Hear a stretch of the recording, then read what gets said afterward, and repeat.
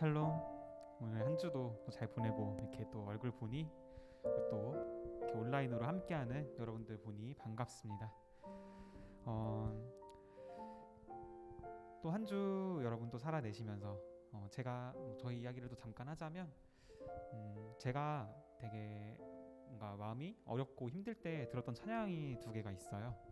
불 가운데 있을 때 영어 제목으로는 Alone in the Fire인가? 아무튼 그런 찬양이랑 그다음에 웨이메이커, 이제 큰 길을 만드시는 주, 그 두 곡을 많이 들었던 때가 있었는데, 그 두 곡을 들으면서 제가 들었던 생각이 뭐였냐면, 그 불 가운데 있을 때 다니엘이 불 가운데 있게 되었을 때 그 옆에 하나님이 함께하고 계셨고, 그 다음에 모세와 이스라엘 백성이 홍해를 건널 때 그 바다 가운데 그 하나님이 옆에 계셨고, 그리고 예수님이 2000년 전에 이 땅 가운데 오셔서 여러 가지 기적을 보여주실 때 그 예수님이 지금은 나를 위해서 보좌에서 중보하고 계시고, 그 기적을 수많은 그 여러 가지 기적을 일으켰던 하나님이 지금은 나를 이끌어가고 계신다라는 그 사실이 갑자기 굉장히 와닿았던 적이 있었어요. 그래서 찬양을 들으면서 굉장히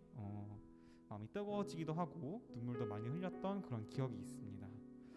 그 기적의 주님을 주님이 또 오늘은 우리에게 또 새 힘을 주시고, 그 기적을 우리가 눈으로 보지는 못하더라도 나중에 지나고 났을 때 이런 것들이 모두 다 하나님께서 나를 이끌어 가신 것이구나 라는 그런 고백들이, 그런 믿음의 고백이 우리 가운데 있기를 소망합니다. 그래서 오늘 함께 우리 새 힘어들이 찬양하시면서 나아가시겠습니다. 우리 함께 찬양할까요?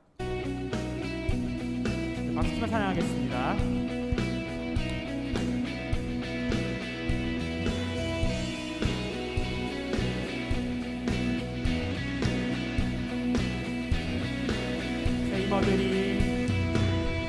새 힘어들이 주를 바랄 때, 주를 바랄 때, 우리 주를 바랄 때, 새 힘어들이 주를 바랄 때, 주를 바랄 때, 우리 주를 바랄 때, 새 힘어들이 주를 바랄 때, 주를 바랄 때, 우리 주를 바랄 때, 새 힘어들이 주를 바랄 때, 주를 바랄 때, 우리 주를 바랄 때, 주님 통치하시네, 소망 구원 주시네,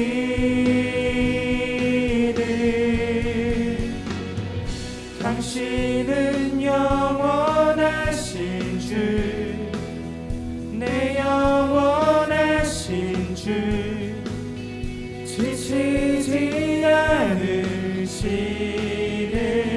주님, 약한 자 방패 되시며 위로자 되신 주, 독수리 같은 힘 주시네.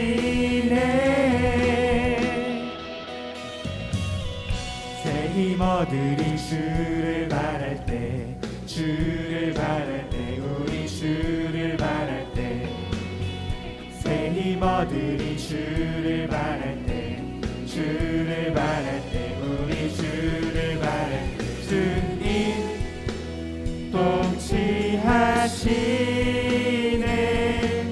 소망 구원 주시네,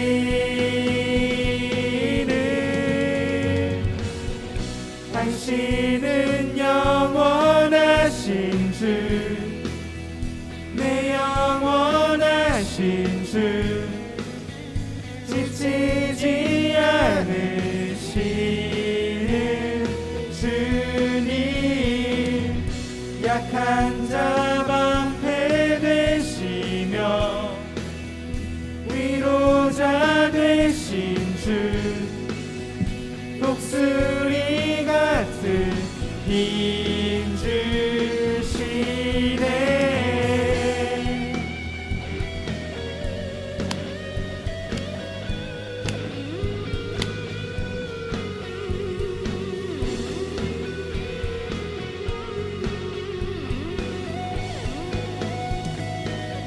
통치하시네. 주님 통치하시네. 소망 구원 주시는 주님 통치하시네. 소망 구원 주시는 당신은 영원하신 주, 내 영원하신 주, 지치지 않으시는 주님, 약한 자 방패 되시며 위로자 되신 주, 독수리 같은 힘주, 당신의 영원하신 주, 당신은 영원하신 주, 내 영원하신 주, 지치지 않으시는 주님, 약한 자 방패 되시며 위로자 되신 주, 독수리 같은 힘주. 우리 마지막으로 함께 찬양할 거야. 당신의 영원하신 주, 당신은 영원하신 주, 내 영원하신 주, 지치지 않으시는 주님,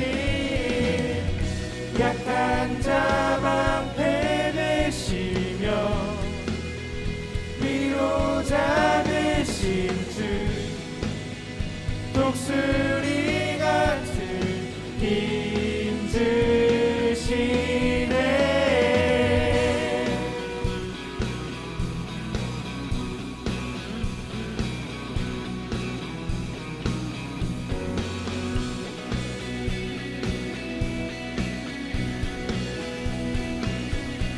우리 새 힘 주시는 주님께 영광의 박수 드립시다. 할렐루야.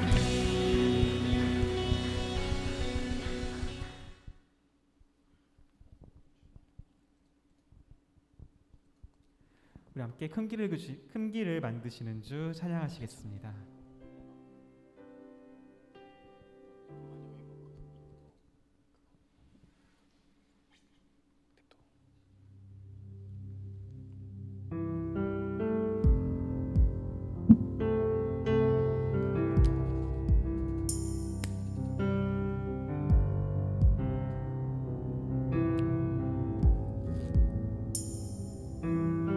언제나 나를 위해 일하시고 언제나 쉬지 않으시는 그 주님을 우리가 함께 믿음으로 고백하십시다.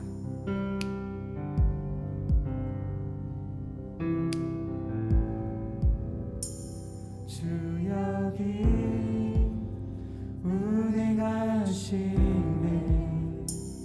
나 경배해. 주 경배해. 주 여기 역사하시네. 나 경배해. 주 경배해. 주 여기 운행하시네. 주 여기 운행하시네.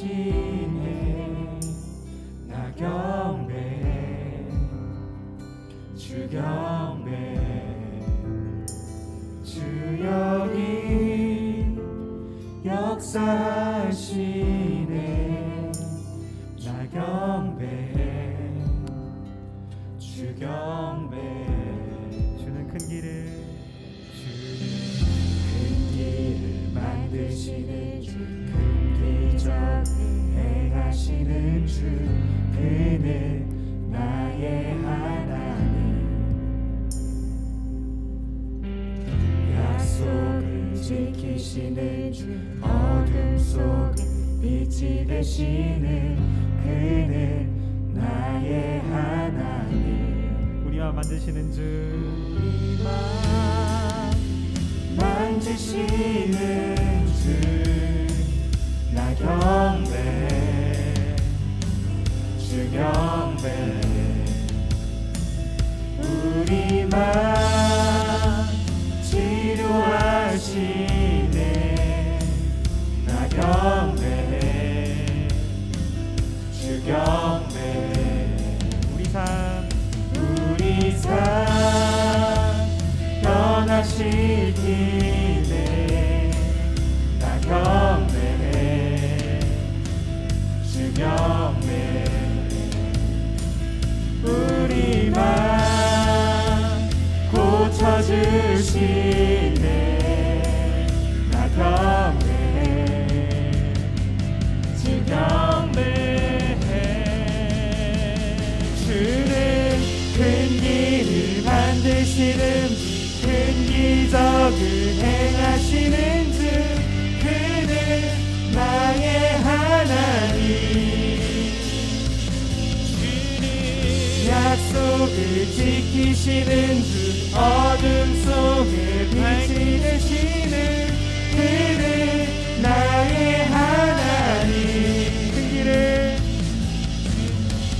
큰 길을 만드시는 주 큰 기적을 행하시는 주 그는 나의 하나님 주는 약속을 지키시는 주 어둠 속에 빛이 되시는 그는 나의 하나님 나의 하나님 나의 하나님 나의 하나님 나의 하나님 나의 하나님 나의 하나님 나의 하나님 나의 하나님 나의 하나님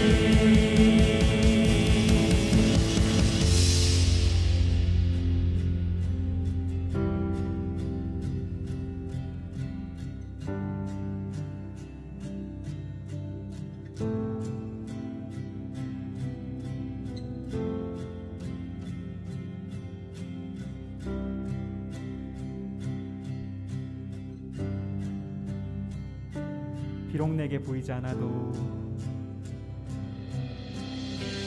비록 내게 보이지 않아도 비록 내게 느껴지지 않아도 일하시네 주님 주님 결코 멈추지 않네 비록 내게 보이지 않아도 비록 내게 느껴지지 않아도 일하시네 주님 주님 결코 멈추지 않네 비록 내게 보이지 않아도 비록 내게 느껴지지 않아도 일하시네 주님 주는 결코 멈추지 않네 비록 내게 보이지 않아도 비록 내게 느껴지지 않아도 일하시네 주님 주는 결코 멈추지 않네 큰 길을 만드시는 주 큰 기적을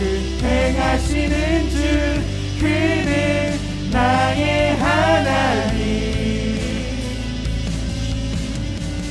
약속을 지키시는 주 어둠 속에 빛이 되시는 그는 나의 하나님 나의 하나님 나의 하나님 나의 하나님 나의 하나님 나의 하나님 나의 하나님 나의 하나님 나의 하나님 나의 하나님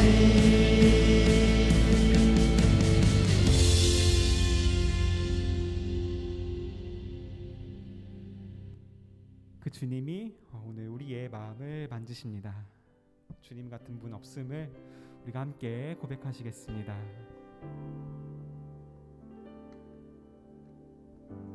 주님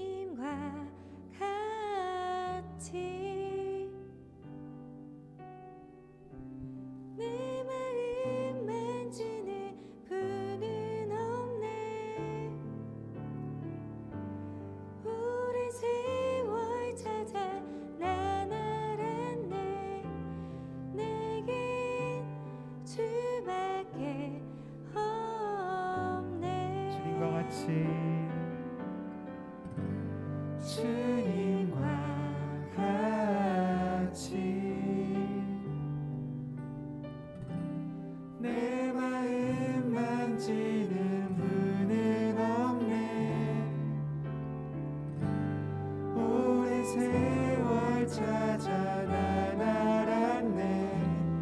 내게 주밖에 없네.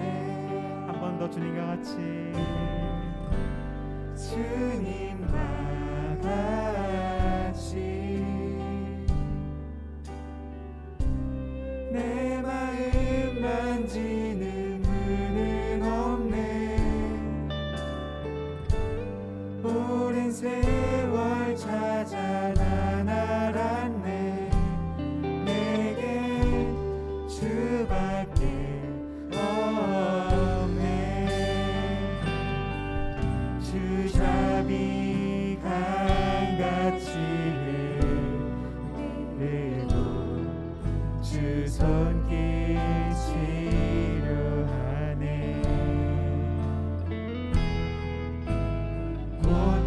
고통받는 자녀 품으시니 주밖에 없네. 주님과 같이 내 마음 만지는 분은 없네. 오랜 세월 찾아 난 알았네. 내게 주밖에 없네.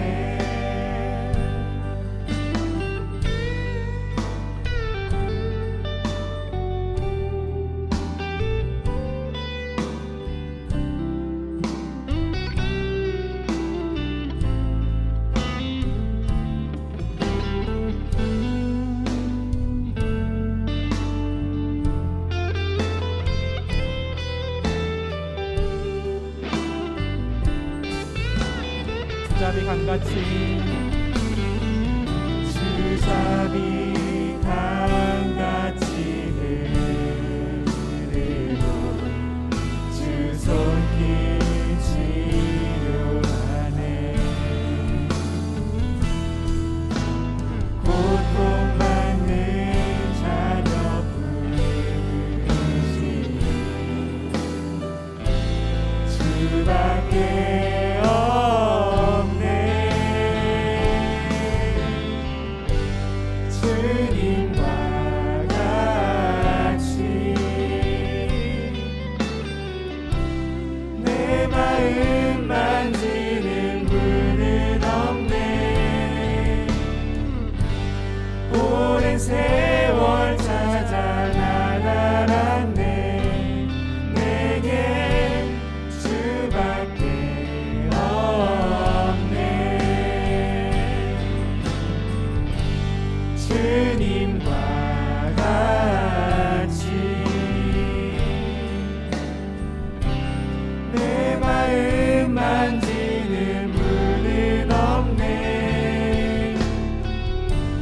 오랜 세월 찾아 난 알았네. 내게 주밖에 없네.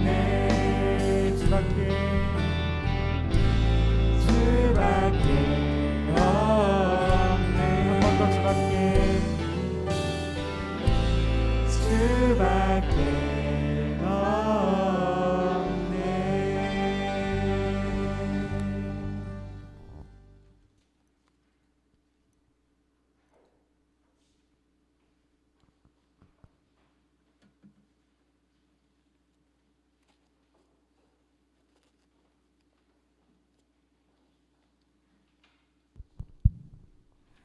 할렐루야. 사랑이 많으신 아버지 하나님, 오늘 이 시간 청년들이 모여 교회와 각자의 자리에서 예배를 드릴 수 있게 하심에 깊은 감사를 드립니다. 주님의 은혜로 4월 한 달을 잘 마무리하고 새롭게 5월을 맞이할 수 있게 하심에 감사드립니다. 이 시간 주님 앞에 나와 예배하려 나왔지만 지난 한 주간 주님의 뜻대로 살지 못한 것도 많았음을 고백합니다.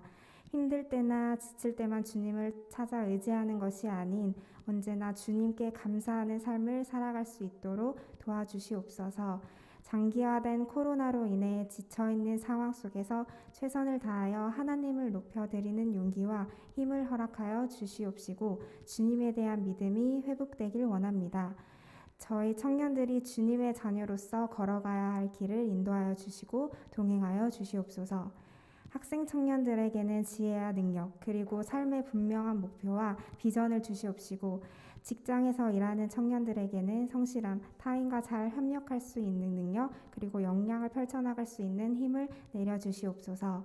말씀을 전하실 김춘규 목사님에게도 권능과 능력을 주옵시고 오늘 전하실 말씀을 통해 성령 충만하게 되는 청년부가 될 수 있도록 인도하여 주시옵소서. 언제나 예배를 사모하는 마음을 주셔서 항상 믿음으로 승리할 수 있는 주님의 제자 대강 청년부가 되길 원하며 이 모든 말씀 우리를 구원하신 예수님의 이름으로 기도드립니다. 아멘.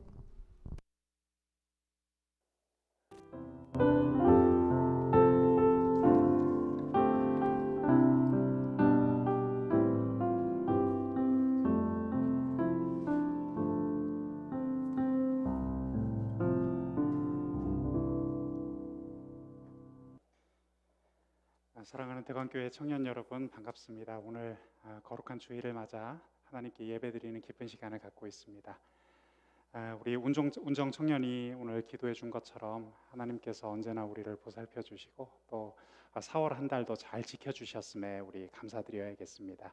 바쁜 직장 생활 가운데에서 오늘 또 예배 자리로 나온 청년들 또 4월에 학교 다니면서 중간고사 잘 치른 우리 청년들에게 하나님의 은혜가 언제까지나 함께하기를 간절히 원합니다. 자, 오늘 우리 함께 나눌 하나님의 말씀은 요한복음 20장 30절에서 31절까지의 말씀이 되겠습니다. 요한복음 20장 30절, 31절의 말씀 우리 함께 낭독해 보겠습니다. 준비된 화면에 말씀 함께 읽어보도록 하죠. 함께 읽습니다. 시작. 예수께서 제자들 앞에서 이 책에 기록되지 아니한 다른 표적도 많이 행하셨으나 오직 이것을 기록함은 너희로 예수께서 하나님의 아들 그리스도이심을 믿게 하려 하며 또 너희로 믿고 그 이름을 힘입어 생명을 얻게 하려 함이니라. 아멘. 오늘은 요한복음의 7가지 표적이 뜻하는 것이라는 제목으로 하나님 말씀을 함께 나눠보겠습니다. 오늘은 화면을 통해서 이렇게 넘어가는 PPT 슬라이드를 중심으로 설교를 진행하도록 하겠습니다. 여러분, 신약 성경은 사복음서의 이야기로 시작을 하죠. 그 복음의 핵심은 무엇입니까? 바로 예수 그리스도십니다. 그런데 예수님의 이야기를 증언하기 위해서 왜 하나의 복음으로 단순하게 설명하지 않고 사복음서라는 이름처럼 4명의 각각 다른 저자를 통해서 그분의 이야기를 증거했을까요? 우선 4명의 저자가 복음서를 쓴 대상이 달랐다는 점을 우리가 먼저 기억해 보면 좋겠습니다. 신약 성경의 첫 페이지를 열면 나오는 책이 바로 마태복음이죠. 마태복음은 유대인을 대상으로 해서 쓴 책입니다. 자, 그렇다면 마가복음은 어떤 사람들을 대상으로 해서 썼을까요? 마가복음은 로마인들을 우선 대상으로 썼다고 알려져 있습니다. 자, 그 다음에 누가복음은 어떤 사람들을 대상으로 썼을까요? 우리가 지난 시간에 고린도라는 도시를 공부해 봤습니다. 기억나시죠? 도시 고린도와 같은 그리스 헬라 문화권에 있던 사람들을 대상으로 쓴 책이 바로 누가복음입니다. 그런데 오늘 본문인 요한복음은 좀 다른 면이 있어요. 요한복음은 광범한 지역, 모든 지역의 사람들을 대상으로 썼다는 특징이 있습니다. 이 점을 먼저 기억하면 좋겠어요. 여러분, 저는 시사적으로 민감한 국내의 사건을 이해하기 위해서 기본적으로 다른 관점을 보이는 네 종류의 신문을 주로 확인을 하는 편입니다. 그 중에서 두 가지는 보수적인 성향의 신문이고 또 다른 두 가지는 진보적인 성향의 신문입니다. 이렇게 골고루 다양하게 보면 한쪽으로 치우치지 않는 균형 감각을 기를 수 있기에 저는 그렇게 하는 편인데요. 한 성경학자는 사복음서를 예수님의 생애를 노래하는 사중창이다 이렇게 이야기하기도 했습니다. 여러분, 우리가 알고 있는 마태, 마가, 누가, 요한복음 이 사복음서는 피차 보완적인 관점을 가지고 예수님의 생애를 보여준다고 생각하면 이해하기가 편하겠습니다. 사도 요한은 기도 중에 주님이 계시는 천상의 보좌를 옹위한 네 생물의 환상을 본 적이 있습니다. 그래서 그는 요한계시록 4장 7절에 이렇게 기록해 놓았습니다. 우리 한번 말씀을 같이 읽어볼까요? 자, 한 목소리로 함께 읽겠습니다. 시작. 그 첫째 생물은 사자 같고 그 둘째 생물은 송아지 같고 그 셋째 생물은 얼굴이 사람 같고 그 넷째 생물은 날아가는 독수리 같은데 이렇게 되어 있습니다. 오래전 아주 유명한 기독교의 교부 아우구스티누스라고도 불리는 영어식 이름은 성 어거스틴이라고 하죠. 성 어거스틴. 이분은 요한계시록에 기록된 이 네 생물이 바로 사복음서의 기록자가 증언한 예수님의 네 가지 모습과 참 많이 닮아 있다 이런 이야기를 한 적이 있습니다. 그래서 아우구스티누스가 이렇게 이야기한 다음에는 각각의 복음서마다 별명이 붙었어요. 자, 이 말씀 그대로입니다. 첫 번째, 마태복음의 별명 무엇일까요? 사자복음 이렇게 부릅니다. 그 다음 마가복음은요, 송아지복음. 자, 두 번째 보이시죠? 자, 세 번째, 누가복음은 뭘까요? 사람복음이라는 별명이 있습니다. 마지막으로 요한복음은 무엇일까요? 독수리복음입니다. 사자는 밀림의 왕이죠. 사자복음이란 별명을 가진 마태복음은 유대인의 왕으로 오신 예수님을 증언하는 일에 초점을 두고 강조점을 둡니다. 자, 그 다음으로 송아지나 소의 특성은 헌신적인 노동이죠. 송아지복음이라는 별명을 가지고 있는 마가복음은 여호와의 종으로 오신 예수 그리스도를 증언하고 있습니다. 자, 셋째로 누가복음은 참된 사람으로 오신, 특별히 예수님의 인성에 초점을 맞춘 그런 복음서라고 볼 수 있습니다. 예를 들어서 아기 시절에 강보에 쌓여 있는 예수님, 10대 시절 성전에서 박사들과 함께 토론하시는 예수님의 모습은 오직 누가복음에만 나오는 이야기입니다. 그런가 하면 독수리는 하늘의 왕자입니다. 요한복음의 별칭이 바로 독수리복음이라고 했죠. 요한복음은 예수님의 하나님의 아들 되심, 곧 그의 신성을 증언하는 데 초점을 두는 복음서라고 이해할 수 있습니다. 여러분, 그렇다면 사도 요한이 전한 요한복음의 핵심 내용은 무엇일까요? 오늘 그 대답을 본문 말씀 가운데에서 찾아보고자 합니다. 바로 하나님의 아들이신 예수님을, 그분을 믿음으로 우리가 영원한 생명을 얻는다는 것, 그것이 요한복음의 대답입니다. 오늘 본문에는 특히 요한복음을 기록한 목적이 다음 말씀처럼 명백히 드러나고 있는데요. 자, 말씀 한번 같이 읽어볼까요? 시작. 오직 이것을 기록함은 너희로 예수께서 하나님의 아들 그리스도이심을 믿게 하려 하며 또 너희로 믿고 그 이름을 힘입어 생명을 얻게 하려 함이니라. 마지막에 무엇을 얻게 하려 함이라? 생명을 얻게 하려 함이라. 요한복음의 목적이라는 것입니다. 예수님의 하나님의 아들 되심, 그것을 믿고 생명을 얻는 것, 그것이 바로 사도 요한이 증거한 복음의 내용입니다. 자, 그런데 여기서 한 가지 질문이 있습니다. 그렇다면 예수님께서 하나님의 아들이시라고 했는데 우리가 그것을 어떻게 알 수 있다는 것인가? 요한은 그 대답으로 요한복음서에 기록된 오늘 우리가 살펴보게 될 이 7가지 표적들을 이야기하는 것을 볼 수 있습니다. 자, 먼저 30절 말씀을 보시면 이렇게 되어 있죠.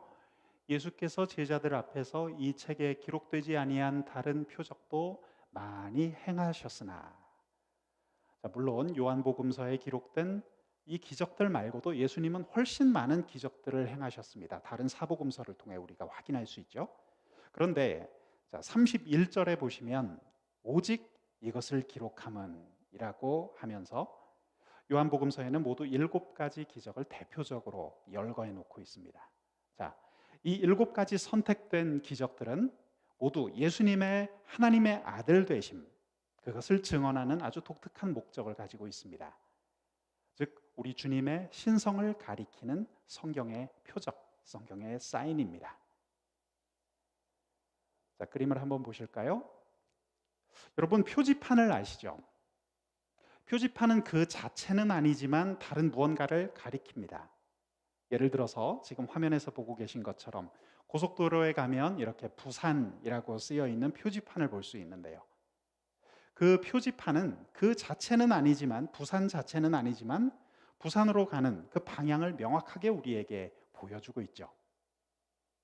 이 표지판처럼 우리는 요한복음서의 7가지 표적이 가리키는 예수님의 하나님의 아들 되심, 곧 신성의 증거들을 살펴보고자 합니다.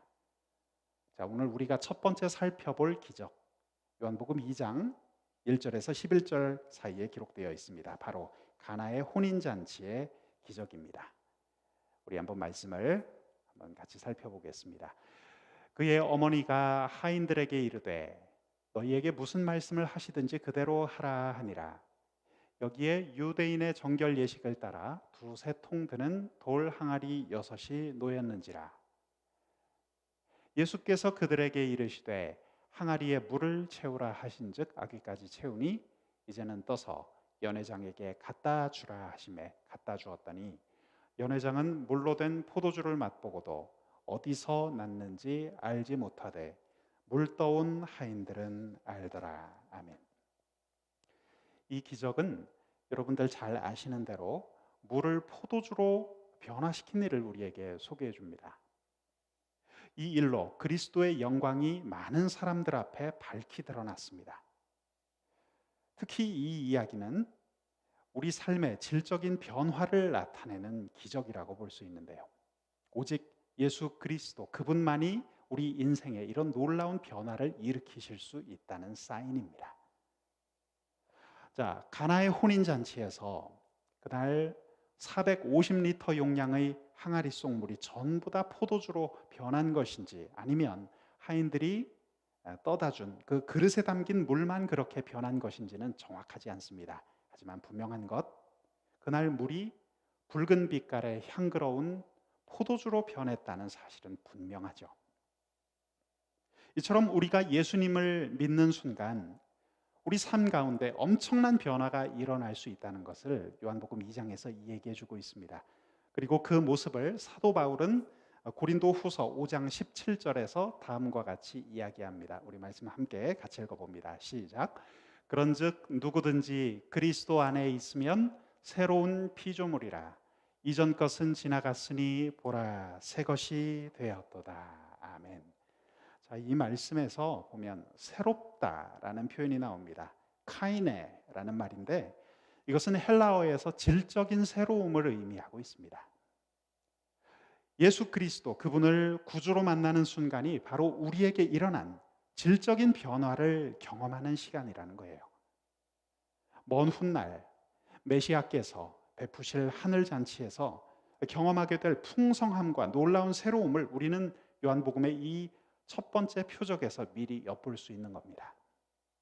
가나의 혼인잔치 사건을 요약한 사도 요한은 이렇게 기록했습니다. 예수께서 이 첫 표적을 갈릴리 가나에서 행하여 그의 영광을 나타내심에 제자들이 그를 믿으니라. 사랑하는 여러분, 요한복음이 기록한 이 첫 번째 사건은 예수께서 질적 변화의 주인이심을 우리에게 잘 알려주는 표적이었습니다. 이어서 살펴볼 요한복음의 두 번째 기적은 무엇입니까? 왕의 신하의 아들을 고치신 기적입니다. 요한복음 4장 50절에서 54절까지의 말씀 함께 보도록 하겠습니다. 예수께서 이르시되 가라, 내 아들이 살아있다 하시니 그 사람이 예수께서 하신 말씀을 믿고 가더니 내려가는 길에서 그 종들이 오다가 만나서 아이가 살아있다 하거늘 그 낫기 시작한 때를 물은즉 이제 7시에 열기가 떨어졌나이다 하는지라. 그의 아버지가 예수께서 내 아들이 살아있다 말씀하신 그때인 줄 알고 자기와 그 온 집안이 다 믿으니라. 이것은 예수께서 유대에서 갈릴리로 오신 후에 행하신 두 번째 표적이니라. 아멘. 갈릴리 가나에 계신 예수님께 한 사람이 아주 다급하게 찾아옵니다. 그 사람은 자기 자신을 왕의 신하라고 소개했습니다. 그런데 자기 아들이 죽어가고 있으니 제발 와서 내 아들을 고쳐달라고 예수님께 애원했죠. 이 신하는 당시 유대 분봉왕이었던 헤롯 안티파스를 섬기던 관리였습니다. 그의 아들은 하루 반나절 이상 거리에 있는 가버나움이라는 곳에 있었는데요. 왕의 신하는 아마도 아픈 아들이 있는 곳으로 직접 가셔서 예수님이 친히 고쳐주실 것을 기대했을 것입니다. 성경을 잘 관찰해 보면 이 왕의 신하는 아들의 상태가 정말 염려가 되어서 마음이 다급했습니다. 그래서 47절을 보시면 내려오셔서 내 아들의 병을 고쳐주소서 하니 그가 거의 죽게 되었습니다. 자, 이 말씀은 아버지로서 느낀 안타까움과 절망감을 고스란히 우리에게 전달해주고 있습니다. 그런데 그 순간 우리 예수님께서는 아주 믿기 어려운 말씀을 하나 던지십니다. 가라, 내 아들이 살아있다. 이 말씀을 황망하게 들은 왕의 신하는 집이 있는 곳으로 가던 도중 깜짝 놀랄 만한 이야기를 전해 듣습니다. 길에서 하인들을 만나 확인해 보니 예수님께서 내 아들이 살아있다라고 선언하신 그 순간 기적이 일어났다는 것을 깨닫게 된 것이죠. 죽어가던 아들이 그 시간 살아났다는 것입니다. 이 놀라운 표적은 오늘 52절, 53절의 말씀처럼 왕의 신하와 그 집안 모든 사람들이 예수님을 믿도록 만들었습니다. 사랑하는 청년 여러분, 오늘 이 이야기에서 확인하는 예수님은 누구십니까? 이 둘째 표적은 그분이 공간과 거리를 초월하여 일하시는 분이라는 것을 우리에게 분명히 알려주고 있습니다. 이처럼 예수님은 분명 하나님의 신성을 지니신 분이셨습니다. 요한복음의 세 번째 기적은 베데스다 연못에서 38년 된 병자를 고치시는 기적입니다. 요한복음 5장 1절에서 9절까지의 말씀을 이어서 보겠습니다. 그 후에 유대인의 명절이 되어 예수께서 예루살렘에 올라가시니라.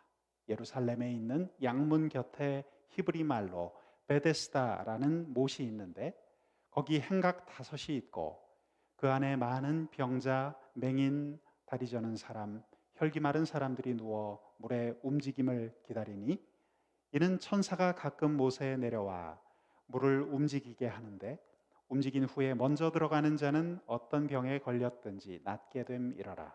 거기 38해 된 병자가 있더라. 아멘. 자, 지금 이 말씀에서 5절을 한번 눈여겨보시기 바랍니다.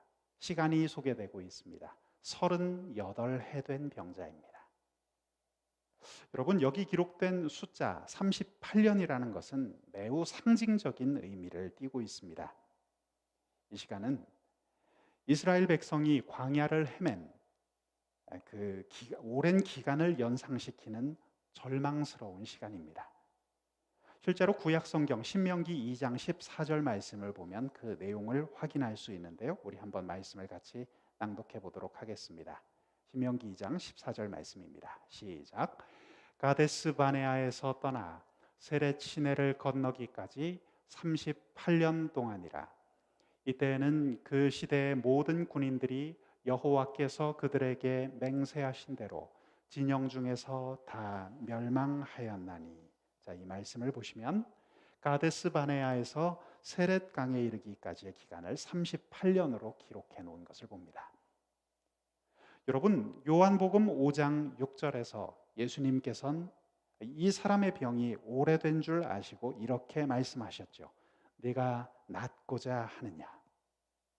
예수님의 이 말씀은 오랜 병을 앓고 있던 병자의 무감각을 일깨우시는 날카로운 질문입니다.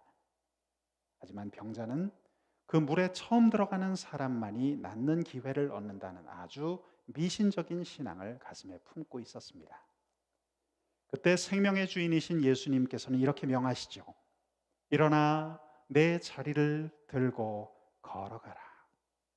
그리고 그 순간 그 사람은 치유함을 얻습니다.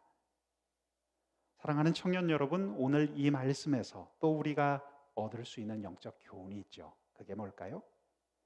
시간이 문제가 아니었다는 것입니다. 이 사건은 시간을 초월하여 일하시는 우리 예수님의 신성을 보여준 표적입니다. 우리의 문제가, 우리가 가지고 있던 그런 심각한 문제들이 얼마나 오래되었든지 그분 앞에 나오는 사람에게는 예수님이 진실로 해답이시고 그분이 구원이심을 보여주는 기적이었습니다. 우리는 이 기적을 통해서 예수님은 시간을 초월하여 일하시는 분이다라는 결론에 도달할 수 있습니다. 이어서 네 번째 기적을 살펴보겠습니다. 요한복음 6장 9절에서 13절까지 기록된 5천 명을 먹이시는 기적 함께 보겠습니다. 여기 한 아이가 있어 보리떡 5개와 물고기 2마리를 가지고 있나이다. 그러나 그것이 이 많은 사람에게 얼마나 되겠사옵나이까. 예수께서 이르시되 이 사람들로 앉게 하라 하시니 그곳에 잔디가 많은지라 사람들이 앉으니 수가 5천 명쯤 되더라. 예수께서 떡을 가져 축사하신 후 앉아있는 자들에게 나눠주시고 물고기도 그렇게 그들의 원대로 주시니라. 그들이 배부른 후에 예수께서 제자들에게 이르시되 남은 조각을 거두고 버리는 것이 없게 하라 하심으로 이에 거두니 보리떡 5개로 먹고 남은 조각이 12바구니에 찼더라. 아멘. 여러분, 이 표적은 요한복음의 7가지 표적 중에서 다른 4복음서, 그러니까 마태, 마가, 누가, 요한복음 모두에 기록되어 있는 유일한 표적입니다. 바로 그 유명한 오병이어의 기적이죠. 이 말씀에 언급되어 있는 5천 명이라는 숫자는 유대 전통에 따라서 기록된 것인데 정확히는 성인 남성의 수를 표기한 것입니다. 당시 문화의 배경이 그랬습니다. 여인들과 어린이를 합하면 아마도 1만 5천 명은 좋게 넘었을 거라고 성경학자들은 지금도 이야기하고 있죠. 그렇게 많은 사람들을 보리떡 5개와 물고기 2마리로 먹이신 예수님의 기적입니다. 이 사건을 상상할 수 있었던 사람은 당시 아무도 없었습니다. 예수님의 제자 가운데 가장 계산이 밝았다고 알려진 빌립도 이 사실을 알 수가 없었고 보리떡 5개와 물고기 2마리를 가지고 온 그 소년을 예수님 앞에 데려왔던 안드레도 이 많은 인파를 배불리 먹일 수 있을 거라고는 상상조차 할 수가 없었죠. 여러분, 오늘 이 말씀에서 우리는 아주 중요한 메시지를 또 하나 봅니다. 하늘의 신성을 가지고 계셨던 예수님께는 얼마나 많은 양이 있는가는 중요치 않았다는 것입니다. 우리 삶의 많은 문제들을 놓고 한번 생각해 보면 좋겠습니다. 우리가 직면한 문제가 얼마나 많고 크냐도 우리 예수님 앞에서는 결정적인 문제가 되지 않습니다. 여러분, 정말 중요한 것은 무엇일까요? 문제를 우리 주님 앞에 가지고 나와서 아뢰일 수 있는가? 그분을 정말 나의 주님으로 인정하고 신뢰할 수 있는가? 이것이 진짜 문제겠죠. 여러분, 오늘 이 말씀을 붙들고 우리가 기억하고자 합니다. 예수님께는 문제의 양이 중요하지 않았다는 겁니다. 중요한 것은 문제의 해답이신 분을 우리가 정말 신뢰하고 알고 있느냐라는 것이죠. 오늘 이 자리 가운데, 오늘 온라인으로 함께 예배드리는 청년들 가운데 내 인생의 풀리지 않는 문제 앞에서 한숨 쉬는 사람이 있다면 우리 함께 오병이어의 기적을 다시 생각해 봅시다. 이 사건은 우리 인생 문제의 양을 초월하여 일하시는 예수님의 신성을 드러낸 사건이었습니다. 다섯 번째 표적 함께 보겠습니다. 요한복음 6장 16절에서 21절까지의 말씀, 파도와 바람을 잔잔하게 하신 기적입니다. 우리 말씀을 한번 천천히 읽어보겠습니다. 저물매 제자들이 바다에 내려가서 배를 타고 바다를 건너 가버나움으로 가는데 이미 어두웠고 예수는 아직 그들에게 오시지 아니하셨더니 큰 바람이 불어 파도가 일어나더라. 제자들이 노를 저 10여리쯤 가다가 예수께서 바다 위로 걸어 배에 가까이 오심을 보고 두려워하거늘 이르시되 내니 두려워하지 말라 하신대 이에 기뻐서 배로 영접하니 배는 곧 그들이 가려던 땅에 이르렀더라. 아멘. 하루는 제자들이 갈릴리 바다 동편에서 서편으로 이동을 하고 있었어요. 제자들이 갈릴리 바다에서 배를 타고 건너다 전혀 예상치 못했던 장애물을 만납니다. 거센 바람과 파도를 만나게 된 것이죠. 제자들은 이 바람과 파도를 이겨보려고 사투를 거듭했지만 어찌할 줄 모르고 절망에 빠져 있었습니다. 그런데 그 시간 예수님께서 나타나셨고 바람과 파도는 언제 그랬냐는 듯 잔잔해졌습니다. 그리고 제자들이 탄 배는 안전히 목적지에 도착할 수 있었습니다. 그날 예수님께서 제자들을 향해 주셨던 말씀이 있었어요. 무엇입니까? 내니 두려워 말라. 이날 예수님께서는 파도와 바람뿐만 아니라 제자들의 마음속에 가득 차 있던 두려움들도 다 물러가게 하셨습니다. 제자들은 그날 예수님이 바람과 파도를 다스리는 자연의 주인이심을 깨닫게 되었죠. 그날 제자들이 본 것은 자연 환경을 초월해 일하시는 예수님의 신성의 표적이었습니다. 예수님이야말로 바람과 파도를 다스리시는 분임을 알게 된 제자들은 그 앞에 엎드려 오직 하나님께만 드릴 수 있는 경배를 그분께 드렸죠. 당신은 하나님의 아들이십니다. 제자들은 그날 예수님을 천지를 창조하신 하나님으로 다시 만날 수가 있었습니다. 요한복음의 여섯 번째 기적은 나면서 맹인된 사람을 고치신 기적이었습니다. 요한복음 9장 1절에서 7절까지의 말씀입니다. 예수께서 길을 가실 때 날때부터 맹인된 사람을 보신지라 제자들이 물어 이르되 랍비여 이 사람이 맹인으로 난 것이 누구의 죄로 인함이니까 자기니까 그의 부모니까 예수께서 대답하시되 이 사람이나 그 부모의 죄로 인한 것이 아니라 그에게서 하나님이 하시는 일을 나타내고자 하심이라. 때가 아직 낮음에 나를 보내신 이의 일을 우리가 하여야 하리라. 밤이 오리니 그때는 아무도 일할 수 없느니라. 내가 세상에 있는 동안에는 세상의 빛이로라. 이 말씀을 하시고 땅에 침을 뱉어 진흙을 이겨 그의 눈에 바르시고 이르시되 실로암 못에 가서 씻으라 하시니 실로암은 번역하면 보냄을 받았다는 뜻이라. 이에 가서 씻고 밝은 눈으로 왔더라. 아멘. 우리가 지금 읽은 요한복음 9장의 말씀은 바로 앞에 있는 8장 말씀과 내용상 연결됩니다.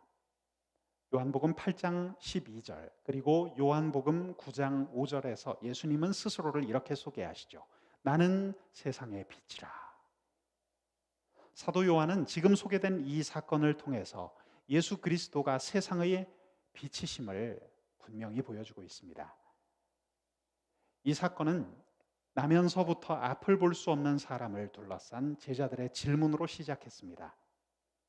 그는 태어나 한 번도 눈을 떠서 앞을 본 적이 없던 사람이었습니다.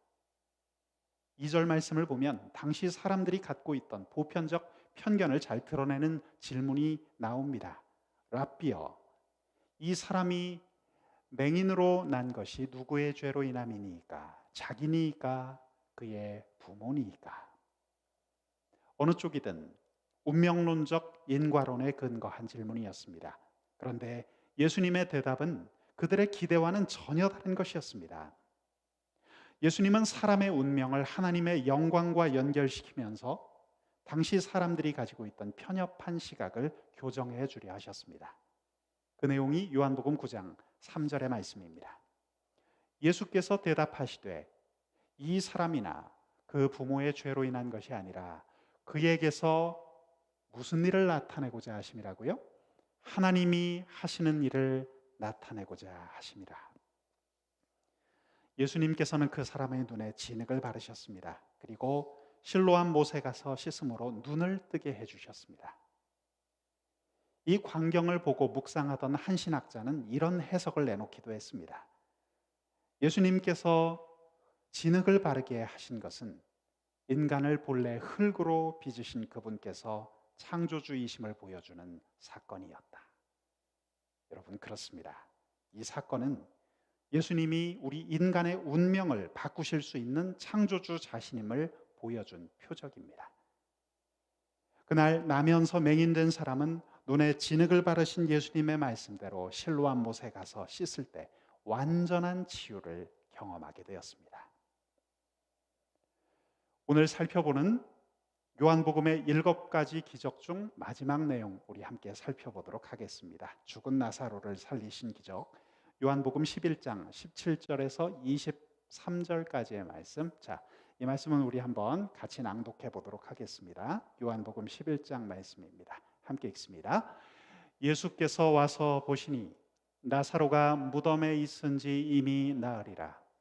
베다니는 예루살렘에서 가깝기가 한 오리쯤 되매 많은 유대인이 마르다와 마리아에게 그 오라비의 일로 위문하러 왔더니 마르다는 예수께서 오신다는 말을 듣고 곧 나가 맞이하되 마리아는 집에 앉았더라. 마르다가 예수께 여짜오되 주께서 여기 계셨더라면 내 오라버니가 죽지 아니하였겠나이다. 그러나 나는 이제라도 주께서 무엇이든지 하나님께 구하시는 것을 하나님이 주실 줄을 아나이다.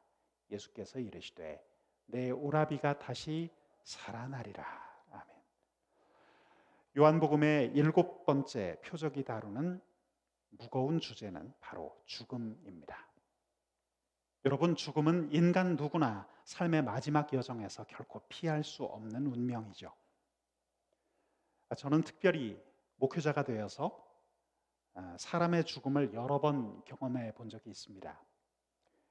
아주 나이가 지긋하신 사회 저명인사의 죽음도 살펴본 적이 있었고 40대의 젊은 가장의 안타까운 죽음도 곁에서 본 적이 있습니다. 그리고 제가 전도사 시절에는 정말 예쁘게 피어나던 10대 중학생의 서글픈 죽음도 가까이서 본 적이 있습니다. 인간이라면 어린아이에서부터 청장년, 노년기에 이르기까지 누구나 예외 없이 이 죽음이라는 실존적 질문 앞에 서게 되죠.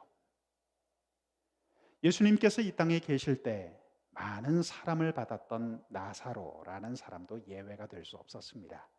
11장 3절을 보면 사랑하시는 자가 병들었나이다 라는 기록이 보입니다. 우리 예수님께서 사랑하셨던 사람조차도 병들고 죽었다는 것입니다. 만일 죽음이 우리 인생의 마지막 사건이라면 예수님의 복음은 퇴색되고 말 것입니다. 그러나 오늘 이 말씀을 보면 예수님께서는 나사로의 무덤 앞에 서셨고 그 앞에서 하나님의 복음을 선포하셨습니다. 25절 말씀 우리 함께 한 목소리로 읽겠습니다. 시작. 예수께서 이르시되 나는 부활이요 생명이니 나를 믿는 자는 죽어도 살겠고. 부활과 생명을 선포하셨던 예수님께서는 무덤 속에 들어가 죽은 지 나흘 된 나사로를 향해서 이렇게 명하셨습니다. 나사로야 나오라. 사랑하는 청년 여러분, 하나님의 영광, 하나님의 생명은 죽음의 절망조차도 길을 비켜주어야 할 만큼 크고도 위대한 것입니다. 오늘 이 사건으로 예수님은 인류 역사에서 마지막 있을 부활의 사건을 우리에게 미리 보여주십니다. 이것은 예수님이 영원한 생명의 주가 되심을 보여준 분명한 표적입니다. 사랑하는 여러분, 오늘 우리는 요한복음에 나오는 7가지 표적을 차례대로 살펴보았죠. 오늘 요한이 우리에게 전하고자 한 복음은 무엇이었습니까? 그것은 예수님이 하나님의 아들이셨다는 것입니다. 오늘 함께 살펴본 것처럼 예수님은 질적 변화의 주인이셨습니다. 예수님은 공간과 시간을 초월하셨습니다. 예수님은 문제의 양도 초월하셨고 어떠한 상황과 운명도 초월하셨습니다. 그리고 마침내 죽음을 이기시고 죽음을 부활로 바꾸신 분이십니다. 청년 여러분, 성경이 전하는 이 예수님이 정말 나의 주님, 우리의 주님이 되셨다면 이 세상 무엇이 우리를 두렵게 할 수 있겠습니까? 요한이 전하는 복음은 우리가 그분을 믿음으로 영생을 얻는다는 것이죠. 이 영생은 죽음 다음에 누리는 천국의 소망만을 말하지 않습니다. 요한은 이야기합니다. 그 영생을 우리가 지금 이 자리에서도 누릴 수 있다라고 분명히 이야기합니다. 요한복음 5장 24절에 보면 이렇게 되어 있습니다. 나 보내신 이를 믿는 자는 영생을 얻었고, 요한은 그 생명이 더욱 풍성하다는 것도 강조해서 이야기합니다. 요한복음 10장 10절 말씀, 내가 온 것은 양으로 생명을 얻게 하고 더 풍성히 얻게 하려는 것이라. 그리고 예수님의 그 생명 안에는 기쁨이 넘친다라는 사실도 잊지 않고 이야기합니다. 요한복음 15장 11절에 내가 이것을 너희에게 이름은 내 기쁨이 너희 안에 있어 너희 기쁨을 충만하게 하려 함이라. 이제 사도 요한은 요한복음에서 이 영생의 본질, 복음의 핵심에 대한 결론을 이렇게 제시하고 있습니다. 우리 다 같이 한 목소리로 읽어봅니다. 시작. 영생은 곧 유일하신 참 하나님과 그가 보내신 자 예수 그리스도를 아는 것이니이다. 아멘. 예수 그리스도의 생명을 누리는 충만한 기쁨, 이것이 바로 복음의 핵심이요 결론이라는 것이죠. 오늘 세상은 우리에게 묻습니다. 예수면 다인가? 여러분, 우리는 이렇게 답할 수 있어야겠습니다. 네, 예수 그분이 나의 전부이십니다. 예수 그분이 우리의 전부가 되십니다. 사랑하는 여러분, 예수님, 그분은 부활이시고 그분은 길이요 진리요 생명이시죠. 예수님은 나의 구원이요 나의 산 소망이 되십니다. 예수 그리스도는 오늘을 고단하게 걷고 있는 우리 모두에게 참된 기쁨이 되십니다. 그분 외에 무엇이 더 필요하다는 말입니까? 그 소중한 예수님을 영원토록 알아가는 기쁨, 이것이 바로 오늘 요한복음이 전하고 있는 영원한 생명입니다. 함께 기도하겠습니다. 존귀하신 주님, 우리 사랑하는 청년들과 함께 요한복음에 기록되어 있는 7가지 기적의 의미에 대해서 생각해 보았습니다. 이 귀한 한 장면 한 장면이 우리 가슴 속에 남아 우리의 삶을 지탱하는 힘이 되게 하여 주시옵소서. 예수님의 이름으로 감사하며 기도드립니다. 아멘. 우리 하나님을 찬양하는 시간을 갖겠습니다. 예수로 살리 우리 함께 찬양하겠습니다.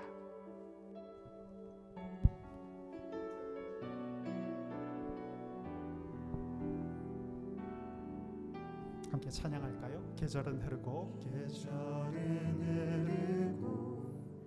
꽃은 피고 저도 시들지 않을 생명이 있네. 바랄 수 없었던 죄인 나에게 생명의 주님 자신을 주셨네. 계절은 흐르고 꽃은 피고 저도 시들지 않을 생명이 바랄 수 있네. 없었던 죄인인 나에게 생명의 주님 자신을 주셨네.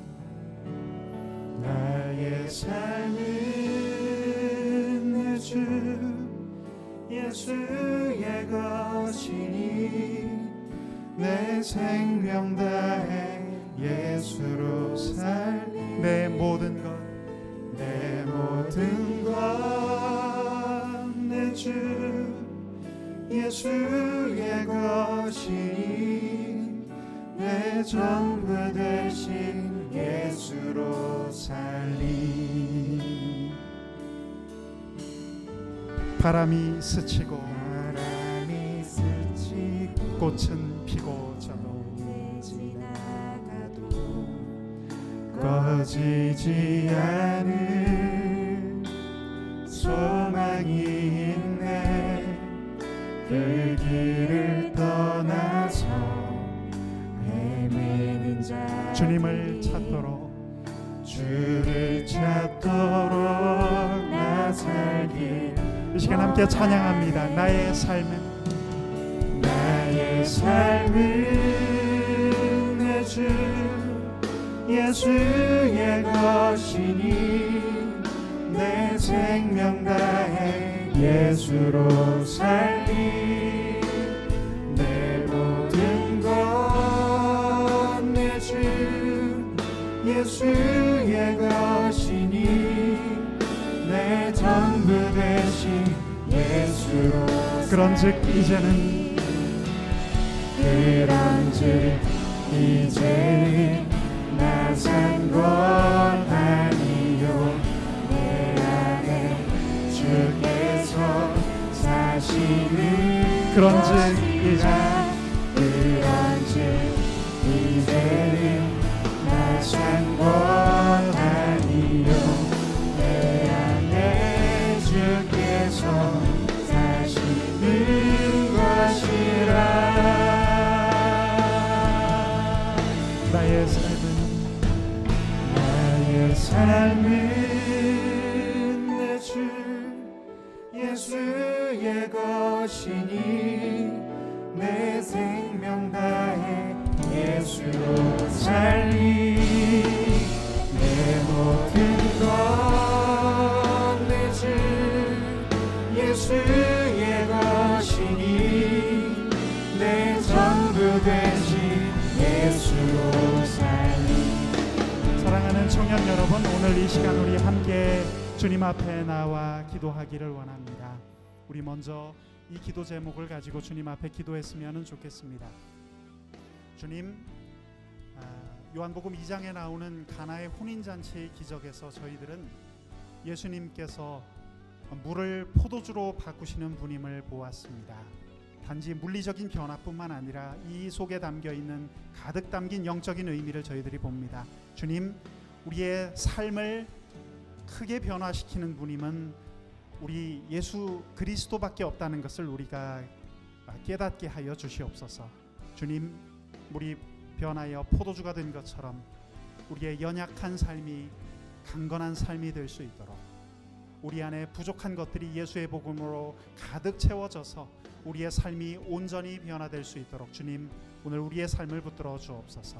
우리 함께 이 시간 기도하겠습니다. 나의 삶의 변화를 위해서 우리 함께 기도합니다. 주님, 저희들 연약합니다. 부족할 수 있습니다. 하지만 우리 변하여 포도주가 되게 하신, 변화를 일으키신 우리 주님의 모습을 보며 저희들 이 시간 함께 기도하며 나아갑니다. 주님, 저희들의 삶을 붙드시고 저희들의 삶을 이끄시고 변화시켜 주시옵소서. 하나님 아버지, 우리 변하여 완전히 다른 포도주, 향기가 가득한 붉은 빛깔의 포도주로 변화된 것처럼 우리의 삶이 맹물 같던 밋밋한 우리의 삶이 향기를 가득 뿜어내는 그런 존귀하고 보배로운 삶이 될 수 있도록, 그런 삶으로 변화될 수 있도록 오늘 우리의 인생을 이끌어 주시옵소서.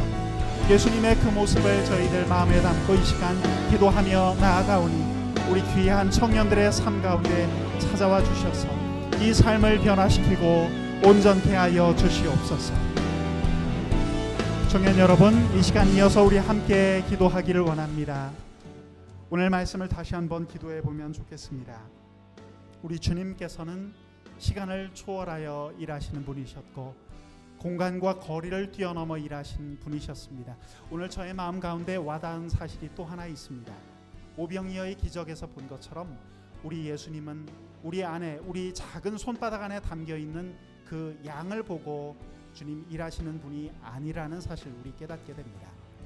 여러분, 그 작은 소년의 손에는 보리떡 5개와 물고기 2마리밖에 없었습니다. 그러나 그 자리에 왔던 장정 5,000명, 어린아이까지 무려 1만 5천 명 이상의 수많은 인파가 그 아이의 손에 담겨 있던 보리떡과 물고기를 통하여 배부름을 얻었습니다.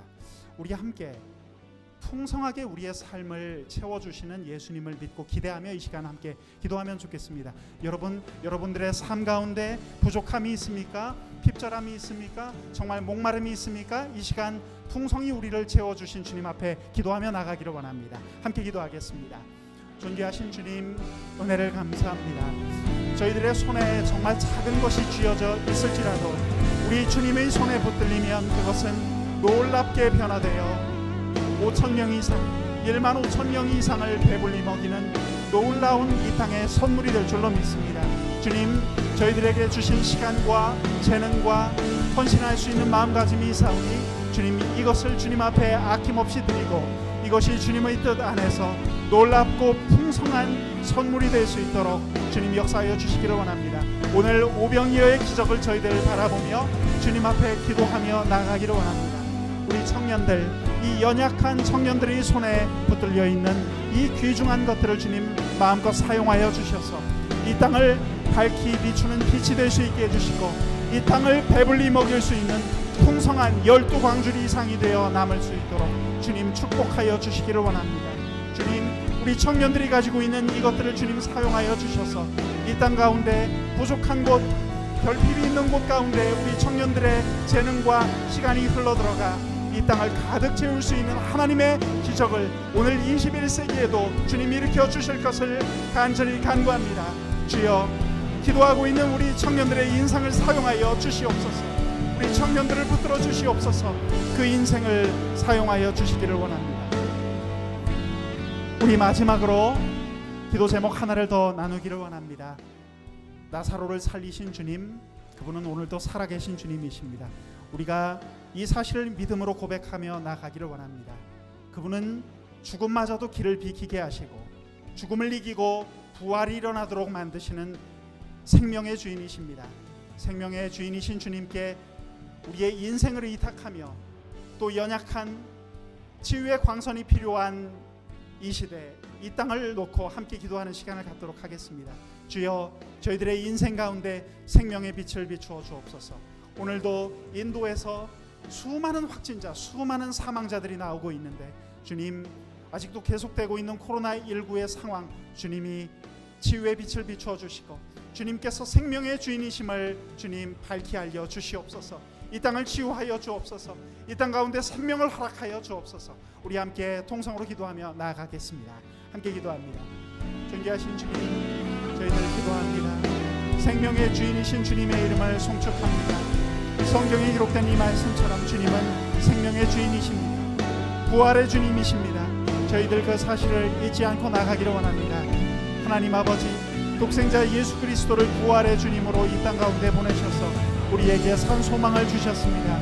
주님, 이 흔들리지 않는 기독교의 진리를 붙들고 나가는 저희들 되게 하여 주옵소서. 오늘도 대한민국 땅에 많은 주님 확진자가 나오고 있습니다. 이 땅을 치유하여 주옵소서. 인도를 비롯해 전 세계의 많은 나라들 가운데 코로나19 확진자 많이 나오고 있습니다. 사망자들이 아직도 있습니다. 주여, 이 땅 가운데 긍휼을 베풀어 주옵소서. 생명의 주인이신 우리 주님께서 치유를 허락하여 주시옵소서. 존귀하신 주님의 이름을 찬양할 수 있도록 하루속히 우리 예배당이 우리 청년들로 가득 차서 하나님을 자유로운 공기 속에서 찬양할 수 있는 그날이 속히 올 수 있기를 이 시간 기도합니다. 주님, 사랑하는 청년들이 이 시간 나와 주님 앞에 찬양을 드리고 경배를 드립니다. 우리 삶으로 예배드리는 우리 청년들을 붙들어 주시고 한 주간의 삶을 인도하여 주시기를 원합니다. 주님을 찬양합니다. 영광을 받아 주옵소서. 청년 여러분, 우리 함께 찬양하면서 이 시간 예배를 마치고자 합니다. 우리 주님께서 주실 은혜를 기대하면서 새 힘 얻으리 우리 함께 찬양하실까요? 함께 찬양합니다. 우리 함께 박수 치면서 주님 주님 앞에 입술의 찬양을 드리도록 하겠습니다.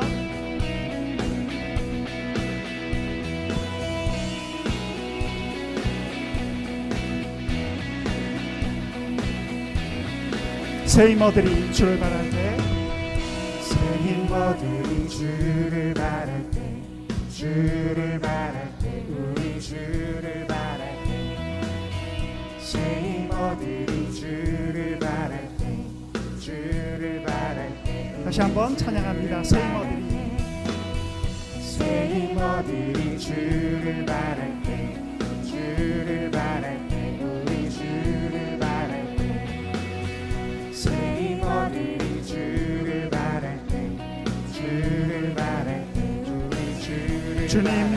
주님 통치하시네, 소망 구원 주시.